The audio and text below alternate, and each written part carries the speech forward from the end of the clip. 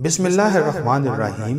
حضرت علی رضی اللہ عنہ نے فرمایا، دو صفات ایسی ہیں جن کے بغیر اللہ تعالیٰ کوئی عمل قبول نہیں فرماتا: تقوی اور اخلاص۔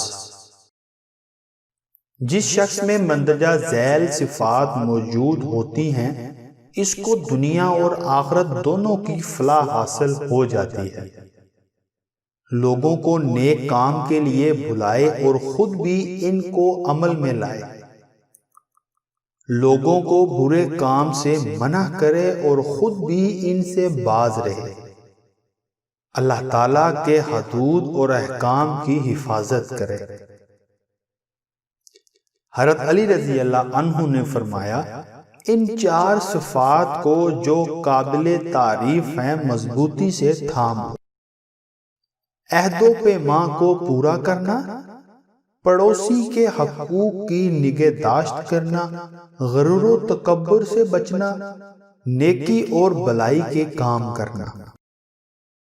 حضرت علی رضی اللہ عنہ نے فرمایا، اپنے آپ کو ان 6 اوصاف سے آراستہ کرو: لوگوں کے ساتھ کرم نوازی کرنا، بغاوت اور سرکشی سے باز رہنا، اپنے ہاتھ سے کام کرنا، اپنے نفس کے ساتھ انصاف کرنا، فساد سے پرہیز کرنا، آخرت کو سنوارنا۔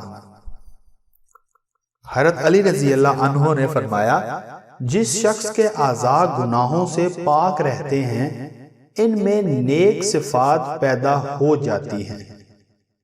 صدقہ افضل عبادات میں سے اور وفائے عہد بزرگوں کی صفات میں سے ہے۔ خندہ پیشانی سے رہنا ایسی عمدہ صفت ہے کہ جو دیکھتا ہے وہ خوش ہو جاتا ہے۔ اطمینان اور آہستگی سے کام کرنا ایک نہایت اچھی صفت ہے۔ اللہ تعالیٰ سے دعا ہے کہ وہ ہمیں حضرت علی رضی اللہ عنہ کے یہ اقوال پڑھ کر ان پر عمل کرنے کی توفیق عطا فرمائے، آمین۔